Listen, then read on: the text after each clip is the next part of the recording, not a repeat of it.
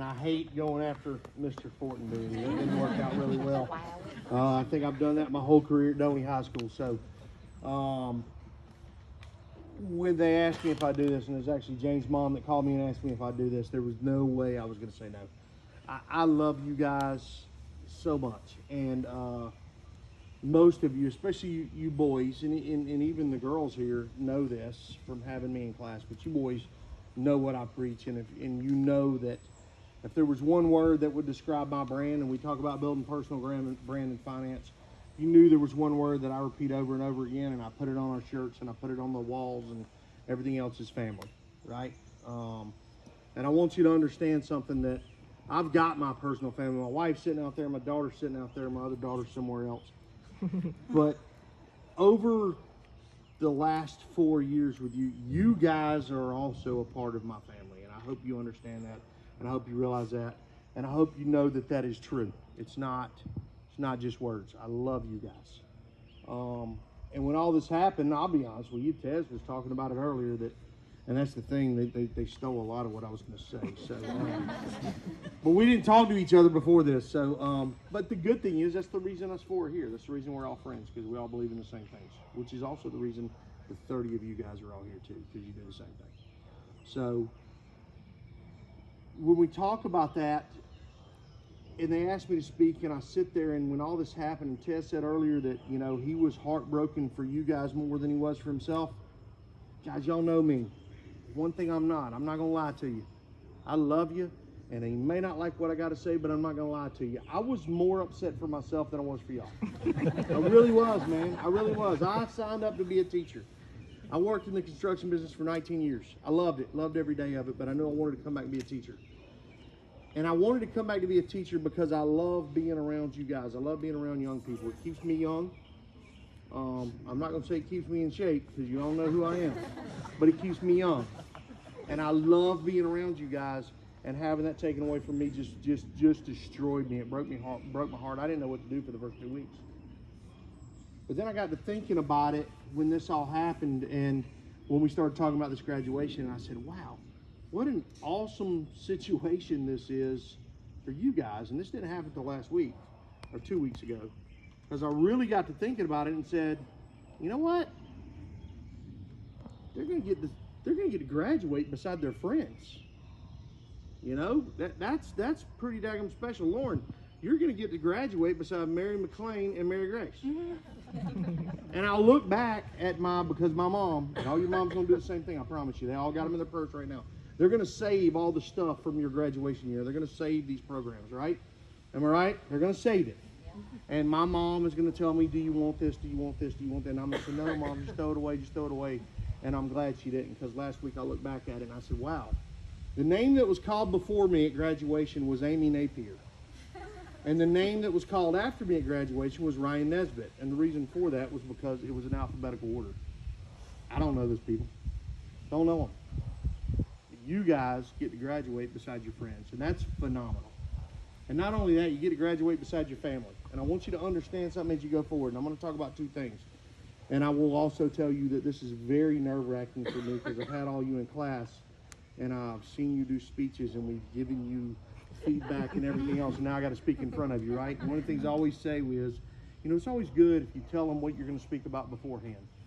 Here's what I'm going to speak to you about today. It's family and it's legacy. First, your family. You guys are with them. And I want you to look around at each other. As a matter of fact, I'm still a page out of Fortenberry's book from the last one of these we did. I want you to take a minute. I want you to stand up. I want you to look at your friend. I want you to look at your friends beside you. I want you to tell each other you love each other. I want you to tell each other hello. Parents, you too. Everybody stand up. Tell each other what you think about them right now. Even if it's not good. It works on the video. Social distancing. They're not social distancing, but it's not good. Sorry, Kurt. Nobody can get COVID. Rule number one. That's right. This is your family. Yeah, we got our families that we love and we go home with every night, but this is our extended family, right? And we love each other. And I'm going to tell you one little thing that I don't know if I've explained very well over the last 4 years, but here's what family means to me. It's an acronym. Family's got periods in between it. It means forget about me, I love you. And when you think about that, that's the way that a good family member works. Forget about me, I love you. I want what's best for you. I'm not worried about what's best for me. But now we're moving on, and we're going forward, and we're going to a bunch of different schools, right? We're going off to different cities. Here's what I want you to remember. This is your family, but this is the core of your family. It's going to grow. It's going to extend, and we want that to happen. We want you to go out, and we want you to spread what you are throughout this country and throughout this world, because that's what's going to make it better, and I firmly believe that. I believe that Dunwoody is the best place in the world right now. I love it. I've never been anywhere where we had this group of kids that is so phenomenal, and it's so inspiring to see you every day. And what I really pray for is that you go and you go spread that to everybody you meet at every school you go to for the next 4 to 5 years, or in my case, 19. However, we don't want you to do that. Spread that everywhere you go, and that's going to change the things that are going on. You see it every day, right? And if you do that, I have a really, really, really strong faith that we're going to come out of what we're in, and everything's going to be better. Okay? That's the number one thing for me is family. I want you guys to understand that. This is your core. It's going to grow, but make sure it always grows. The second thing is your legacy. And I told this last week when I was speaking to a group of people, and I will never forget it. I was driving down the road in Alabama, in southern Alabama, and I saw a little bitty church on the side of the road, and I saw a sign, and I read it, and I actually turned around and went back and took a picture because it meant something. And on this church sign it said, legacy. Planting seeds for trees that you'll never get to sit under. And I thought about that and I said, wow, I've been talking about legacy for a lot of years, but I've never heard it explained quite so well. Legacy. Planting seeds for seeds you'll never get to sit under.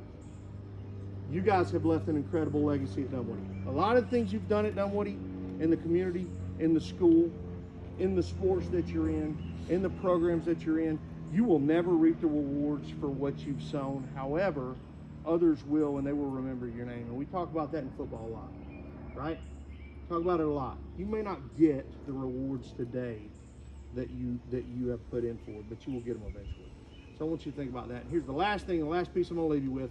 No matter what you do for the rest of your life, I don't care how old you are, I don't care if you're 16, 17, 18, 30, 40, or 50. Make sure when you come across somebody that you love, you tell them you love them. Make sure you care. Make sure you tell them you care about them. That's one thing I've always done in my life. If I die tomorrow, there's one thing that nobody can say at my funeral, and that's that they didn't know how I felt about them. So just make sure you tell people that. And if we do that in this world, it's going to be a whole lot better world. With that, I love you guys, every single one of you. I'll echo the sentiments of everybody else. I cannot freaking wait to see what you guys do in the rest of your life, because it's going to be special. Thank you very much.